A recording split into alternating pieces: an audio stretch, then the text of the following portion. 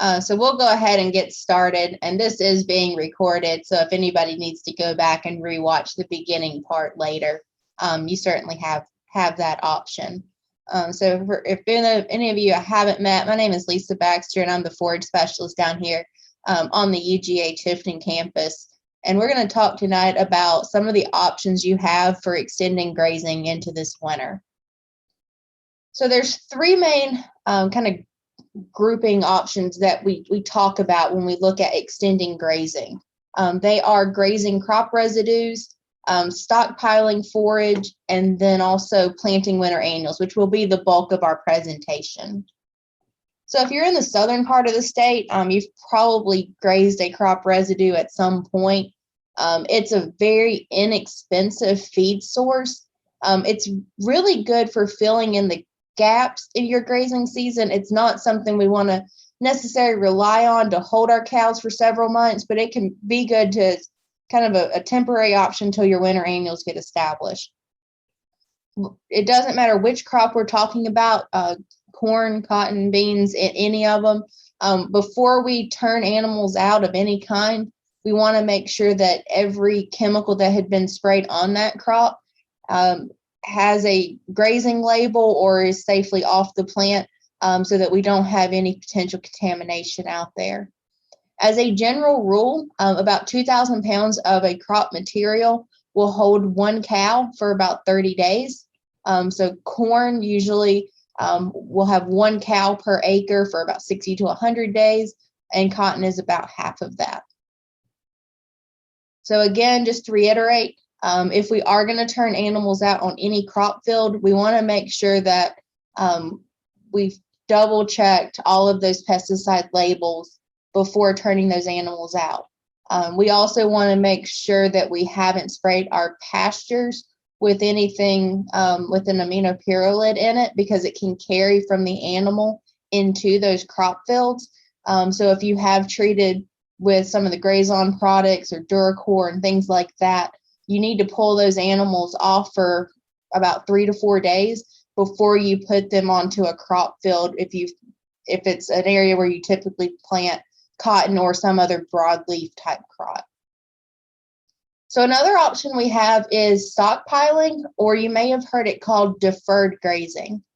So with this, we allow the forage to accumulate, but we don't start grazing until early winter. And we'll walk through how we do this. So if you're up in tall fescue country, this is what we would call the normal growth pattern for tall fescue. You get this kind of big spring flush, it tapers off and we go through a summer slump, and then we have a lot of fall growth. So what we do is we come in mid-August or early September, we pull the animals off or cut hay, depending on what the use of that field is. We apply fertilizer at that point. And so whatever forage grows, we shift utilizing it until later in the fall. So it's a little different than just grazing over mature forage. By getting that frost on it, it really helps the way the animal eventually breaks down that forage. And so it's strategic use of that material later in the season.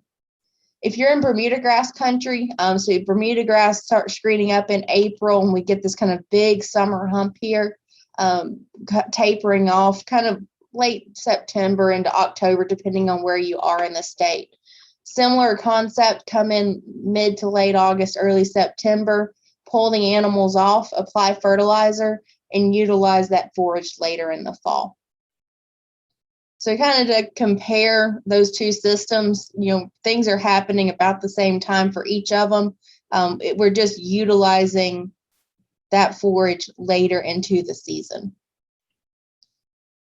So with a tall fescue, we can expect about 1,500 to 3,500 pounds of material to accumulate during that time, which should give us about 30 to 60 grazing days for an animal. Our protein usually starts in the 8 to 12% range, and then we'll end it below, or when you get done with the stockpile, it'll be below 10%. With the TDN, it really depends on what you start with as to where you end up. We're typically in that 55% range, which supports most of our animal needs. Bermudagrass yields a little more. You can see most of the other numbers are pretty spot on there. So that is an important point. I just need to go back to this because we've been very blessed with rain this year, but we are turning off a little dry here, especially in the southern part of the state. So all of these results are highly dependent on getting good timely rainfall when we need it, and then grazing it out as appropriately as possible. And we'll talk about that when we talk about winter annuals. So when you look at our production systems here in the Southeast compared to other parts of the country, winter annuals are by far one of the biggest advantages we have. So granted, they require a lot more inputs than stockpiling or grazing those crop residues, but we see some really big outputs from that. And I don't want to go into all of this data that you see here. This was a study out in Arkansas, but some highlights for it. Oops, I thought I had a circle on there. Some highlights for it is if you want kind of the best fall and spring average daily gain in this mixture, they went with the rye plus ryegrass is their optimum. So they were looking at ryegrass alone versus a small grain with ryegrass. And see there's 4 combinations there. So that rye plus ryegrass gave us the best fall gains, combined with the best spring gains. That added up to be the heaviest gain per acre. And then as a result, we had the lowest cost of gain since we were able to spread that seed cost over more pounds of animal. And it resulted in a larger return per acre. So you'll see these 2 forages pop up later in the presentation as well. It's a fantastic mixture that works well for a lot of our Georgia growers too. So there are a lot of different winter forage options out there. We probably have more variety in terms of winter annuals than we do any other point during the year. But we have to make sure that we are choosing forages that are working for our farm and our management and goals. So the first group we'll talk about are the small grains. So these are rye, oats, wheat, and triticale mostly.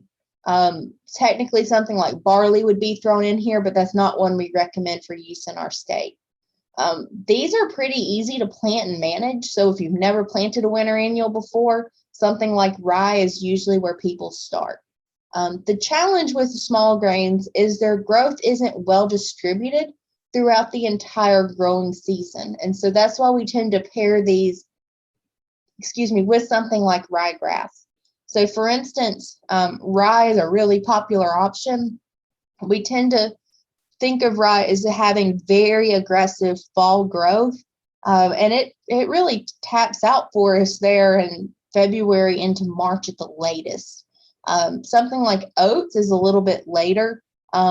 It generally finishes up for us in April or early May, depending on where we're at.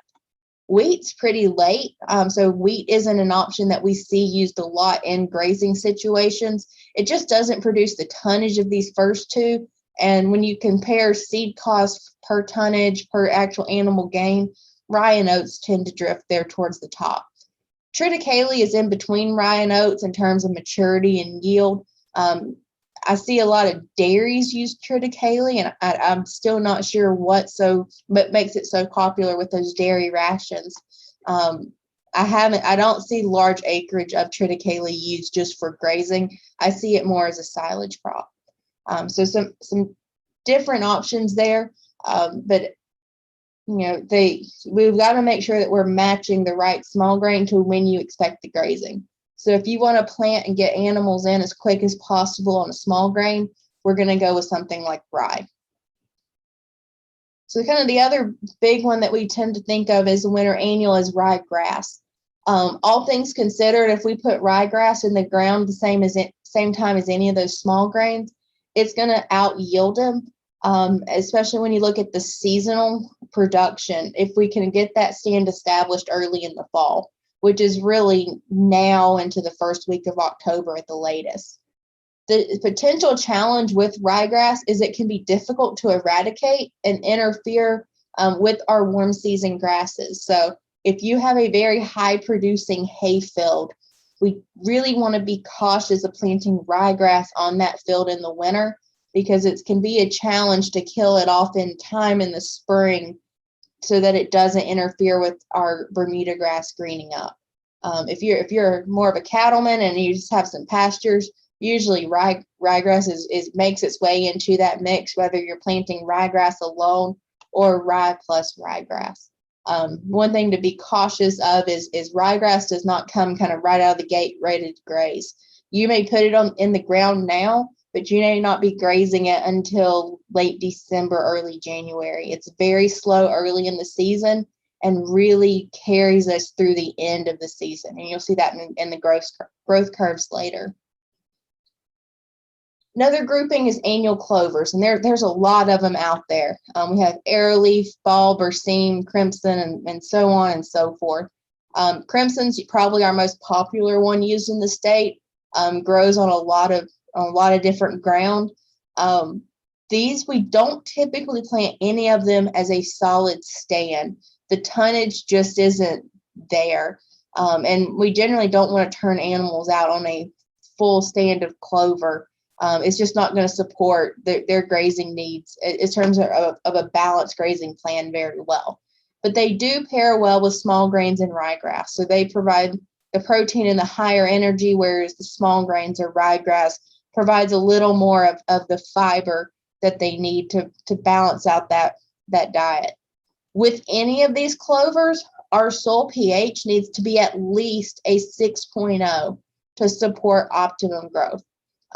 You'll see them grow below a 6, but they're just very sporadic. If you want that clover to be there, we have to ensure that soil pH is where it needs to be. So the last big group to talk about are Brassicas, and you'll see there's a whole list of them here as well. And there's a lot of different hybrids. The one you see in the picture here is called T-Raptor, just like the dinosaur. And it's a hybrid between the kale and rape. Brassicas work really well in drought-prone conditions or really sandy soils. So this is actually down in our Alapaha beef unit. The downside of Brassicas is that cows have to be trained to graze them. And so it's not like any of the other ones where you just open the gate and the animal walks in there and they know what to do. This is just like if you set a plate of food down in front of a kid and it was nothing but turnip greens. Same concept here. It takes them a few days to figure it out. So usually they're gonna holler, they're gonna test your fences, and it's gonna be a rough 3-ish days. Then they'll finally, just when you think they're gonna starve and you got to put them somewhere else, they'll put their head down, start eating, and they're fine after that. But they have to go through that training period, usually one time a year. And then it'll get shorter as you get older cows that kind of learn the system. But it takes some time for them to take that first bite. And once they get that first bite and realize that they like it and it's a really nutritious forage, they perform really well on it after that. So regardless of which forage that we talked about, many of these annual forages, especially the clovers, can fail if we don't plan ahead and get them in the ground correctly. So we're going to kind of walk through what we would call a 10-step plan to getting a good annual forage stand and then keeping it alive. So step 1, this is an extension presentation, so I have to tell you to take a soil test. We would like to get a soil test at least 6 to 12 months prior to planting. But if you haven't taken one, now's a great time to do it. There's never a bad time to take a soil test. We want to make sure that we're not only submitting that sample, but then following the soil test recommendations. So you take the soil sample, submit it to the lab, you get the report back, and you'd be surprised the number of reports that I see just writing on the dashboard of a truck. We have to follow through the recommendations. So any report that you get, you're going to see the bars on the report with the soil test index values below it. And then at the bottom, it gives you a recommendation, which I blew up here. It's still kind of blurry, though. What's important is that the recommendation you get is based on how you fill out the form. And so if you say, I'm going to plant rye, you're going to get a different recommendation than if you decided to plant ryegrass instead. What's most important is, so if you haven't made up your mind yet about what you want to plant, go ahead and get that soil test so that you can get those soil test index values, and we can look up the recommendations for the other crops. It's really easy to do. You could even do it yourself with the crop code sheets through our UGA View Lab. Hey, So, Lisa, yeah. I'm going to interrupt you there. We can actually send off up to 5 crops per soil sample so that so we could get the recommendations for all of them. Yeah, so I've had some people that, especially if they just are kind of getting to a piece of land, they have no idea what they want to do. And so they spend so much time trying to figure it out, whereas they just need the soil test. So if we could get everybody to just take a soil test, we could all retire. We'd be happy. So yeah, that's a good point, Fana. You can put up to 5 in there. So if you've got it narrowed down between 2 or 3, just send it in for all of them. Oops. There we go. So regardless, and this affects probably 90% of the producers in the state, is we got to be careful not to forget about that lime. The soil pH directly affects the nutrient availability and also the uptake. So if you look kind of at the graph here, near our near neutral pH of a 6.5, where we like to be, our top 3 here are nitrogen, phosphorus, and potassium. The wider the black bar is on here, the more available those nutrients are. And so if we've put out at a certain amount of fertilizer and our pH is down here at a 5.5 instead of up here at a 6.5, even though we put out, let's say 200 units of nitrogen, we may be only getting 100 units into that's actually being uptaken by the plant over the course of the year. And so we may be putting out lime that we never actually paid for because of that lower nutrient availability. So if you take nothing else from this in terms of soil fertility, it pays to put out that lime and to keep that pH near neutral over time. So our next step is to select a recommended species and variety. We can grow over 60 different forages in our state, but we can't grow the same forages in all corners of the state. And so we got to make sure that we're picking the right one for the right area. And I'm going to go ahead and put all these up there since, oops, there we go. So we want to pick a variety that has usually been tested through our statewide variety test. So any of our small grains or the ryegrasses, those results for what we recommend come directly from the statewide variety test. Any other ones, we use either, university research or sometimes seed company recommendations if it's kind of an off-the-wall species that we don't work with a lot. People usually ask about mixtures. Mixtures are excellent options, but we have to remember, one, that the yield is not additive. So if we get, for rye here, there's about 6,000 pounds of dry matter per acre, whereas ryegrass is, 10, 11,000 pounds per acre. If we can plant both of them together, we don't get, 16,000 pounds per acre. We get the average of the two. What's usually important for us, though, is that the distribution is as wide as both. So if you look at a typical growth curve there for rye, you can see, so we would be right here in the October, September timeframe. We're going to have that kind of fall bump in grazing. And then, again, it's going to pick up in the spring. Usually not much is growing in January or so. But, it'll pick up there in the spring. We'll really tap out there around February, March, and it drops off after that.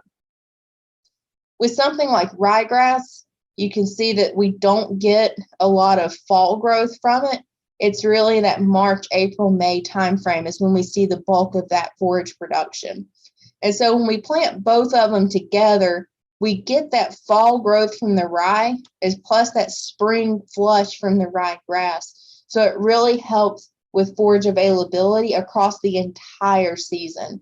And our loss for that, if you just look pure tonnage, yes, we're not producing as much tonnage as we would with pure ryegrass alone, but usually tonnage at a specific point in the year is not an issue. It's the continue, like the reliability of that tonnage across the season. And that's what putting rye and ryegrass together can really help with. So again, all of our recommended varieties are found on our Georgia Forages website. Any of them on there that are listed for our small grains or ryegrass come from the statewide variety testing, and then everything else is based on previous research. So step 4 is buying certified seed. We can purchase or purchasing certified seed is one of the best ways that we can prevent invasion of noxious weeds. And this is certainly something we're getting more with Bermuda grass and Bahia grass and fescue. But noxious weeds can come in with winter annuals as well if we're not careful, especially if you're just purchasing something like bin run rye or something like that. So if you're not sure if it's certified, you'll see the bright blue tag, something like this with the bag, so that you know that you're buying a good product. So now let's talk about seedbed preparation. There's kind of 4 types of seed beds. I think in this talk we actually only talked about well prepared and no-till though. The key to any of them is to start planting early. So a well-prepared or conventional seed bed, our soil is going to be leveled, pulverized, firmed, and free of any clods or debris. So usually we like to start pretty far in advance if we can, prepping this seed bed. We're going to go in and mow or graze at least 8 weeks before planting, and then follow with an appropriate herbicide. We'll go in, plow, disc, harrow, whatever you want to call it, about 4 weeks before planting to get that soil just right. We'll either let it settle or firm the seed bed with a cultipacker or roller bar before we then go in and plant. So a false or stale seed bed are kind of similar. We just follow different stuff here starting in step 3. So we're still going to go in and mow or graze. We'll spray with the appropriate herbicide, go in and disc it up and level that field out. We're going to let whatever undesirable weeds are out there start to germinate. And then if we're going for a false seed bed, we'll either till it right before we plant, or with a stale seed bed, we go in and spray those out with a non-selective herbicide and then plant. This isn't typically done with winter annuals, but this gives you another option. With any of those in a kind of disc seed bed there, we use what we call the boot print test. So if you walk out across that field and your feet are really sinking down, we say that if you got more than a 1/2 inch deep kind of footprint out there, it's too soft. Less than a 1/4 inch deep, so if you walk across it and you can't see any footprints at all, that's just right. And then we like to be around that 1/4 inch deep, which is kind of what you see here, and that was what we call just right. So it's really important for the seed to be able to make good seed to soil contact, but we don't want to sink it too deep, which is what can happen if it's too soft. We don't want it to just lay on top of the ground either if it's too hard. So with a no-till seed bed, and so this would be if we are overseeding Bermuda grass or Bahia grass land, our yields will certainly be lower, but this method does allow us to extend the grazing season on that perennial land without having to compromise any of our existing warm season forage that's out there. So we're going to go in and suppress that existing sod, usually by grazing really close or mowing. We may need to also add herbicide suppression if the existing sod is still actively growing. So we want to spray a labeled rate of a non-selective herbicide. So usually something like glyphosate, at whatever that labeled rate is for suppression. So we're not trying to kill it. We're just trying to slow it down to give those winter annuals a chance to jump up and start growing. You can go in and burn the dormant sod, but kind of words of caution are the existing grass needs to be dormant before you start. We also have to make sure that we're following all local kind of fire safety code rules and all that, and that usually that no big weeds are out there that are very green, because we're not going to get a good burn. And it's really hard to kind of make sure all of that lines up. But if you can get it to line up, burning it is an option as well. So a good stand always starts with a good seed bed. There are times, though, that we got to throw away the rules because life happens, like in this case that we had down in Alapaha. This was a case where we should not have prepared a seed bed. We went in and dissed it, had a pretty good field laid out, and then it wouldn't stop raining. So this was, I think, two springs ago. We were trying for some really late planted ryegrass, and it just didn't work. So all the green you see out there is actually volunteer ryegrass that came up. So if you're in a situation where your field is very prone to flooding or ponding, even though we're going to see a yield loss from it, we want to plant no-till in that situation. Avoid breaking up that ground because as soon as we break it up and we get a rain on it, it makes the flooding or ponding even worse. If you have a hillside area or an area prone to erosion, we want to avoid any deep tillage or leaving bare ground for a long time. So again, this is a situation where even though we would get better yields with a well-prepared seed bed, we're going to recommend no-tilling or broadcasting depending on the environment. So our next step is to get that drill ready before it's time to plant. It never fails. Something is going to be clogged, broken, whatever you want to say, on that drill, especially if you're kind of pushing it to the last minute and trying to get seed in the ground right before rainfall. So we want to start by making sure our seed cups are clean and blowing out those drop tubes, make sure there's no spiders or anything in there.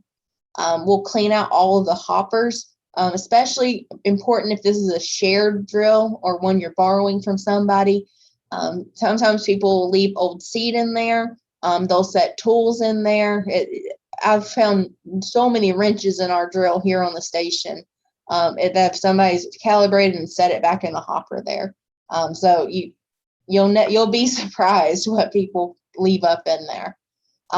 Next, we want to calibrate, and we don't just want to trust the settings on the seed drill. They'll get you in the ballpark, but we usually have to fine tune it to get it exactly where we need it to be. And so if we're planting something like rye, and it puts out 91, 92 pounds per acre versus 90, it's not a big deal. It gets us relatively close. But if we were putting out 130 pounds where we wanted to be putting out 90, that's a different story. And sometimes it just takes a small kind of change on that drill to really fluctuate that setting. We want to make sure that we're setting up for the proper drops. So there are several drills out there that have multiple seed boxes on it. And so that we want to make sure that where we're putting the seed in lines up with the drop tube and the tube into the right disc that we want to plant through. And then finally setting our press wheels. So we tend to raise them up and chain them up for when we're traveling, but when we're planting, we want to make sure that they're just skirting across the ground, kind of closing that hole that the disc opened up so that we can get that good seed to soil contact. We don't want them dragging on the ground and just creating small ruts out in the field. We also don't want them just kind of skipping over the top. Those are really important for pressing that soil back together and giving us that good contact that we need. So I still call this a new extension bulletin, although it's been out probably close to 2 years now. But this was one that Julia Gaskin had written and led before she retired. It's called Preparing and Calibrating a No-Tiller Conventional Drill. And she wrote it in terms of forage and cover crops. So there's a lot of fantastic information in there. And what I use it for the most, it's got all the calculations and everything, but it also has some really good tables for your planting rate. And that's what you'll see an example of right here. So I highly encourage you to download that. So if you just search Calibrating No-Till Drill UGA, it's one of the first results that will pop up there. So our step 7 is we got to plant the right rate at the right time. Our rate depends on seed method, the purity of the seed, the number of species that we're planting, and if it has a seed coating on there. So in that extension bulletin, there are seeding rates listed for grasses that you see here, and also legumes are in a separate table. You'll see that for each crop, there's a forage planting rate and a cover crop planting rate. They're a little different depending on which one you're looking at there. Sometimes it's less, sometimes it's more, and then some aren't recommended for cover crops at all. It also lists the depth that you're planting at, and we'll get to that in a minute, and then the seeding vigor. So usually if we're planting as a broadcast method instead of a drill, we usually increase that seeding rate by at least 15 to 25%. Our purity is where we go in and correct for pure live seed. So it takes into account the purity of the product that you have, and also the germination rate and amount of dormant seed and all that. If you're planting two things together, we recommend that you cut the rate of each of them at least into a third, if not in half. I think I've got it in a few slides where I acknowledge that more seed is not better. So we don't ever want to plant the full rate of multiple species out there at the same time. So with our planting depth, planting too deep, and I think I actually put it out here later, it's the #1 cause of establishment failure. If it's too shallow, we can always run a roller bar over it or something to press the seed down into the ground. But if it's too deep, the stand is done from the start. There's nothing we can do to raise that seed back up. So if you're planting something that's not listed in those tables, you want the coulters on the drill to be about twice the depth of the seed size. So if you think about how small a ryegrass seed is or a clover seed, that's not very deep at all. So that's why most of our legumes should be no deeper than 1/4 of an inch, whereas our small grains can be down to 1/2 of an inch to 1 inch deep. And so ryegrass, even though it is a grass, you'd think it'd fall more like the grains. It's another one that should be no deeper than 1/4 of an inch. So the reason that planting depth is so important is that our seeds have what we call a finite amount of resources or energy reserves in that seed. And so it has to be able to reach that soil surface and start photosynthesizing before it exhausts all of those energy reserves. So you see it there with the little cotyledons on the broadleaf that we had planted in this particular field. So that's usually the bigger seeds. The bigger the seed, the deeper it can be planted because it has more energy to push that initial plant material up to start photosynthesizing.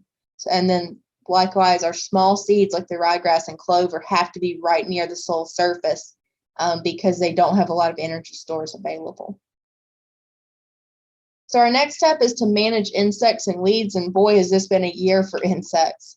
We always want to, if there's ever any doubt that there's an insect out there or a weed starting to show up, we want to go in and scout often. Any recommendation that we make has to come from the Georgia Pest Management Handbook. So I'd encourage you to, send pictures, contact your county agent, and if they need additional assistance, they'll contact me or one of the entomologists to give a more thorough recommendation. So the final one here is to graze or bale whenever that forage is ready. The actual time that it takes depends on a lot of different factors. When we got it in the ground, how successful were we at establishing, how good's our rainfall and our fertility been, what's our weather looked like. There's a lot of interacting things. So it's really hard to say if I put the seed in the ground today, how many days will it take for me to be able to start grazing? Because it's going to be different every single year for each person. What's important is to remember that what we do above ground affects what happens below ground. So we don't want to go in and graze or harvest too fast, too early, and too hard, because it can really jeopardize that regrowth. Especially if we keep turning animals in, we've got to allow that forage time to go in and rest, to replenish those roots and green back up there. One of the hardest things to do is, especially if you're running low on forage and you've got a limited amount of hay in the barn, is to keep those animals off of those winter annuals. We don't want to graze it out too quickly because then we're just prolonging the impending issue that's coming. We also want to be cautious later in the season of plant height and forage maturity. So yeah, quick note, if we turn the animals in too early, especially on a sandy soil, animals can literally just pull plants out of the ground, kind of what you see here. But too late, the forage may not regrow and our quality, of course, declines. We want to make sure later in the season that, especially with the small grains, as that growing point starts moving up through the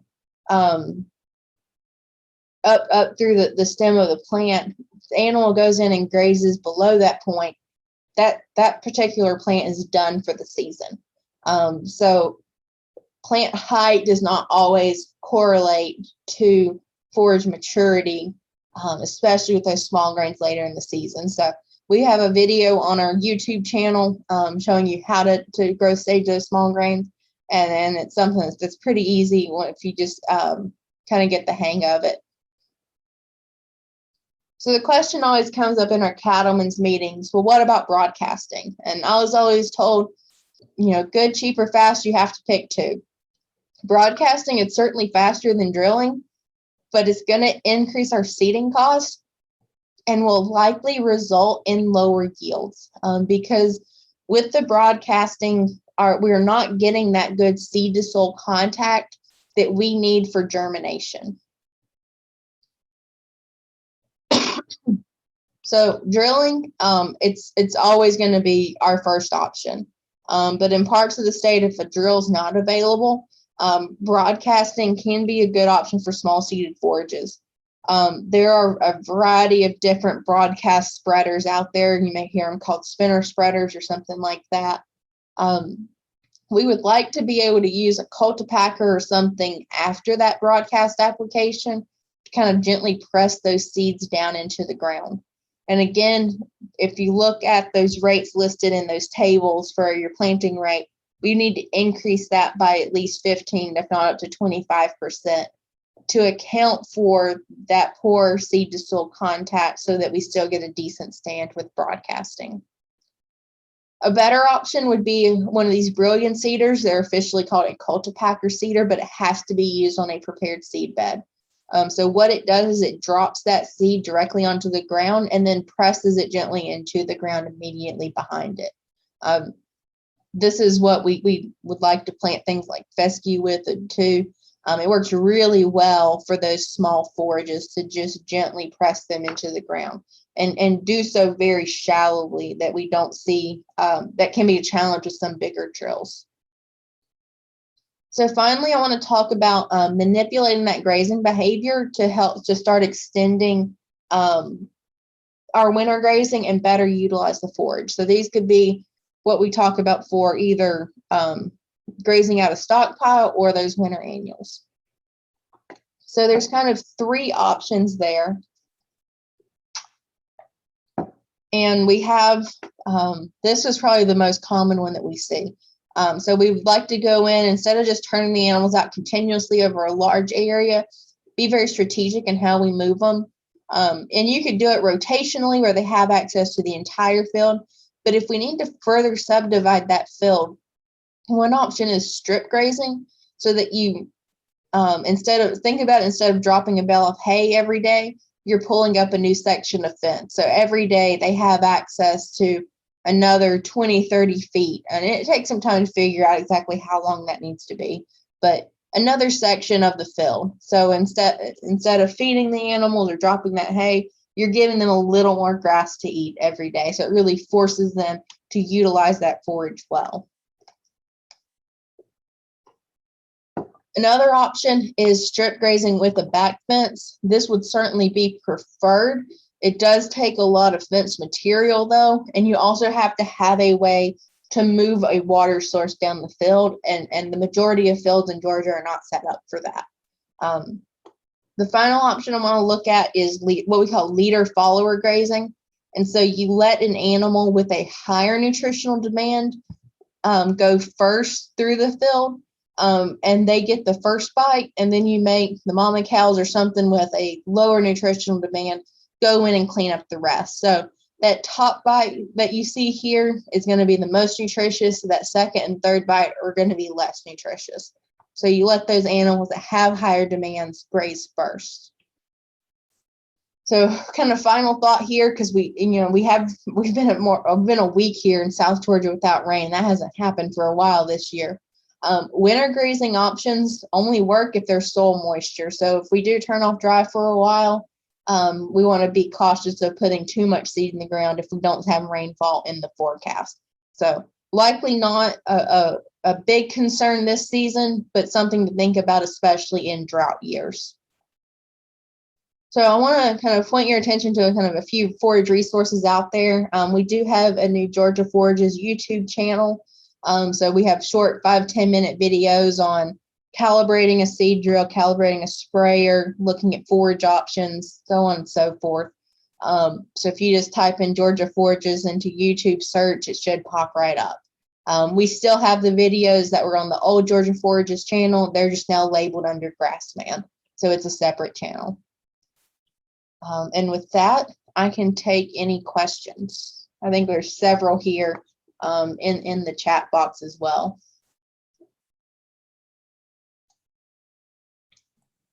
That is right. So one of them is the Bermuda okay even after it turns and goes dormant? Yeah, so ideally we would get a frost on it before we start grazing stockpiled Bermuda grass. Not going to hurt anything if it just goes dormant and you didn't truly plan for a stockpile. The quality just declines very quickly. And so the odds of the animals needing some sort of supplementation may increase. And so if we don't have the opportunity to take a forage test on that standing forage, just watch the animals and make sure they're not losing condition. With the stockpile, it's not necessarily, I mean, it does go dormant eventually with the Bermuda, but it really helps to get that freeze on the Bermuda grass before you turn the animals out to graze that stockpile. And that's why they're talking about Bermuda grass or fescue. The problem in Bermuda grass country is we may not get a good freeze on it like you would with the fescue. And the next one is I've heard not to plant ryegrass in a fescue field due to the competition with fescue. As far as winter annuals go, what is recommended to go with fescue? Short answer, nothing. We don't want to put any winter annual forage out there with a cool season perennial. It creates a lot of competition. So either your winter annual is going to shade out and outcompete your fescue, or your winter annual is never going to stand a chance if you got a good, healthy fescue stand. So if you are in fescue country and are wanting to incorporate winter annuals, we would recommend doing that separately from your fescue field. So designating a small acreage of your farm to looking at winter and summer annuals instead of putting them on top of your fescue. Okay, any more questions?